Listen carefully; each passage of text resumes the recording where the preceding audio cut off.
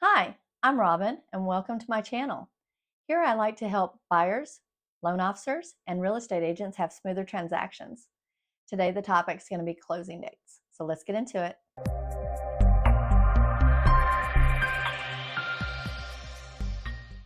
So when your realtor makes an offer to the sellers, part of that is going to be all the terms of the contract that you're negotiating, one of which is the closing date.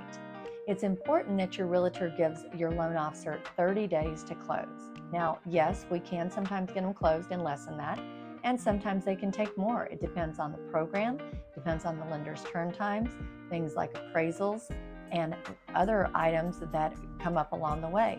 So you want to make sure that you give them at least 30 days from the contract accepted date. Typically, contract accepted dates aren't taking as long as what they used to. At one point in time, we'd have to fax, and the listing agent would go over to the seller, give them the offer across the kitchen table. We'd hear back maybe the next day, sometimes the day after.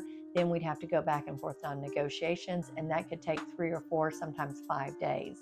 Fortunately, it doesn't seem like that's really the case anymore. More people are talking about these things over the phone with their sellers and their buyers and doing Zoom calls, in addition to DocuSign that's making the signing process much easier.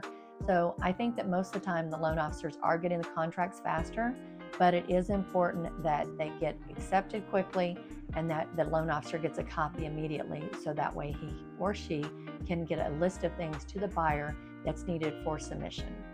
I did go over recently in another video 10 things that the buyer can do to help speed up the process. These are all very, very important because the things that the buyer has to do as the file progresses can really slow things or speed them up. So we want to make sure that we don't get hung up on things like appraisal orders or negotiations of inspections or even shopping for insurance, getting documentation from the buyer.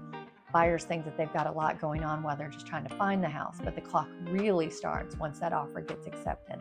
So it's very, very important that we get everything in as soon as we possibly can. Communication is key with both the buyers, with the loan officers, and the processor, in addition to the title company and the realtor. So there's a lot of working parts that goes in to making sure that we can make the contract closing date that has been put on the contract at the time of the offer. So we don't want to miss any of those days if possible. If we can get done early, great. We'd love to close you early and move on to the next file, trust me. But just to understand that whenever it comes to that closing date, things can come up that will delay you. And if your closing gets delayed a day or two, I understand it's inconvenient. It is not what we want either, but there's always a possibility. So if you have delays on any of the things up front, it can create delays at the end because it kind of just shuffles everything back. We can't magically put in more time at the end of the transaction to make up for delays in the front. So just keep that in mind as you're working with your loan officer, and keep that in mind too for your real estate agent whenever they're trying to put a date on your offer. You might be able to want to close in 2 weeks, but it's just not feasible. We have to make sure that we have enough time so that way we're not upsetting everybody by pushing back the closing.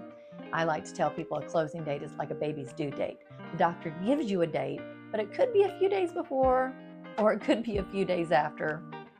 We don't really know until we get a little closer, because in the beginning there's a whole lot of stuff that has to go on with that baby before you can get to the end, and a real estate transaction with a mortgage is the same way. Now, if you're closing a real estate transaction as a cash deal, obviously you're not going to have those same time constraints, but most people buying a house do need a mortgage, and so we have to take all that into consideration whenever we're working on the timing of things. So that's pretty much it. If you like this video, please do give it a thumbs up and subscribe to the channel. Share me. I will be putting out more content on different topics along the way. I would also love to eventually start sharing stories from real estate agents or loan officers. That way we can hear about things that have actually happened. Maybe they'll be funny, maybe they'll be tragic, but worst case, maybe we can learn something that we can do better going forward. So thank you so much and have a wonderful day.